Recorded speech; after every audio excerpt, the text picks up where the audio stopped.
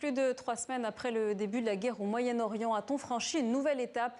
Téhéran a frappé samedi soir les villes d'Arad et d'Imona où se situe un centre de recherche nucléaire. L'attaque a fait près de 200 blessés. Christina Moleova.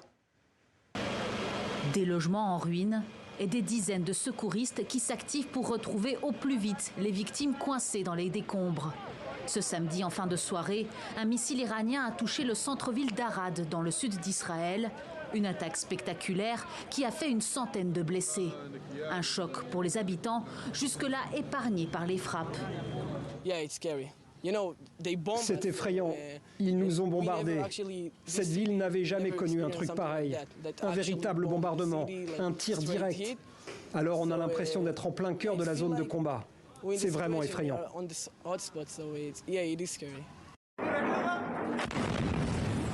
Quelques heures plus tôt, une première salve de tirs iraniens avait visé la ville de Dimona. Un missile s'est même abattu à quelques kilomètres du centre de recherche nucléaire du Negev Shimon Peres, une installation impliquée dans la production d'armes nucléaires au cours des dernières décennies, d'après la presse étrangère. Pour le Premier ministre israélien Benjamin Netanyahou, qui s'est rendu dimanche matin sur les lieux, c'est une preuve supplémentaire de la menace que représente le régime iranien. Si vous voulez une preuve que l'Iran met en danger le monde entier, les dernières heures vous l'ont fourni. Au cours des dernières 48 heures, l'Iran a pris pour cible une zone civile. Heureusement, personne n'a été tué, mais c'est grâce à la chance, pas à leur intention. Leur intention est de tuer des civils.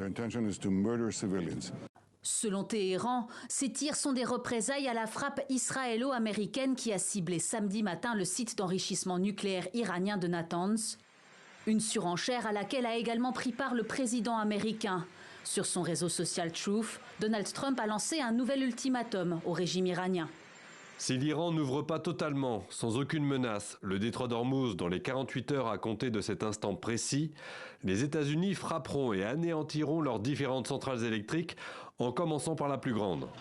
De son côté, l'armée israélienne a annoncé mener une nouvelle série de frappes dans le centre de Téhéran, en visant personnellement les dirigeants de la République islamique et les membres de son corps d'élite, les gardiens de la révolution.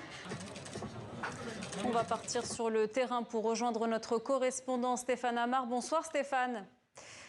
Le Premier ministre Benjamin Netanyahou s'est rendu à Arad. Il a parlé d'une soirée très difficile pour Israël. Comment réagit la population après ces attaques d'Arad et de Dimona ? Alors, la population, bien sûr, est partagée sur ce qui s'est passé. C'est vrai que d'un côté, elle est effrayée par les images que l'on vient de voir. Ce sont des frappes directes les plus violentes depuis le début de la guerre, même si il y a eu 9 morts au deuxième jour de la guerre à Beth Shemesh, non loin d'ici, on s'en souvient.